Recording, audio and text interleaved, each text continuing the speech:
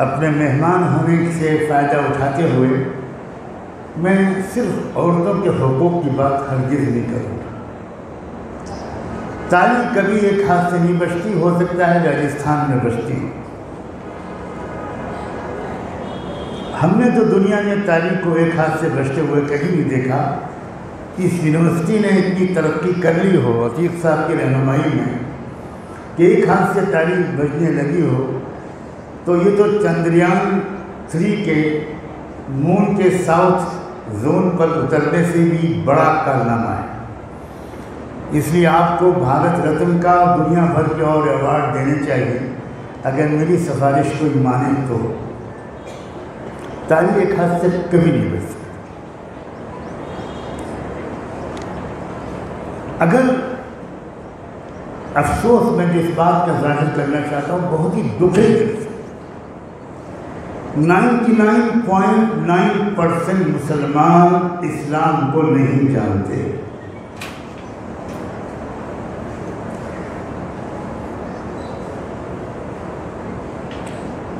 इस्लाम को इसलिए नहीं जानते कि वो कुरान को नहीं समझते। मुसलमानों की ज़िंदगी को देखकर इस्लाम के बारे में कोई राय कायम करना ये ऐसा ही है जैसे भारत के लोगों को देखकर इंडिया के कॉन्स्टिट्यूशन के बारे में राय कायम करना। मुसलमानों का जुर्म सबसे बड़ा ये है कि वो मुसलमान नहीं है। पॉलिटिशियंस के नज़दीक तो मुसलमानों का सबसे बड़ा जुर्म ये है कि वो मुसलमान हैं, और सच्चाई ये है कि मुसलमानों का सबसे बड़ा जुर्म ये है कि वो मुसलमान नहीं। और वो मुसलमान इसलिए नहीं है कि उन्होंने फिजिक्स पढ़ी, केमिस्ट्री पढ़ी, साइंस पढ़ी, हिंदी पढ़ी, इंग्लिश पढ़ी, कंप्यूटर साइंस पढ़ी, बायोलॉजी पढ़ी, सब कुछ पढ़ा। नहीं पढ़ा तो कुरान नहीं पढ़ा।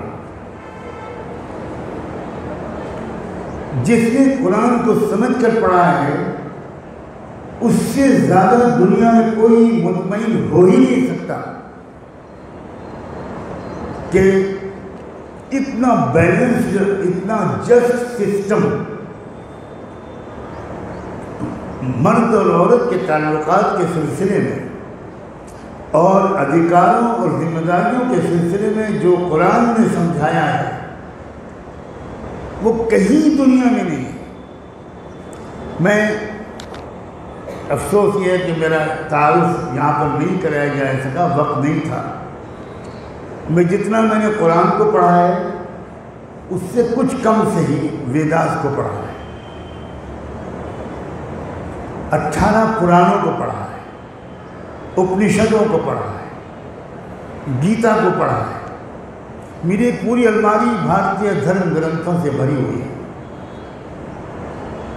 उतना ही तकरीबन मैंने चारों बाइबल्स को पढ़ा है, ओल्ड टेस्टामेंट और न्यू टेस्टामेंट को पढ़ा है।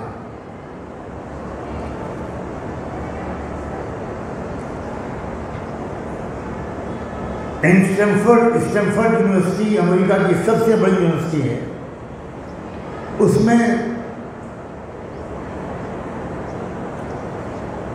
क्रिश्चियनिटी रिलीजन के जो डिपार्टमेंट, जो फैकल्टी है कंपैरेटिव स्टडीज़ की, उसमें क्रिश्चियनिटी के प्रोफेसर से मैंने 2 दिन तक 4-4 घंटे बात की।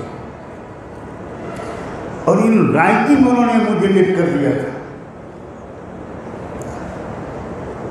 कि I have no doubt whatsoever that the Quran is the best guide for mankind।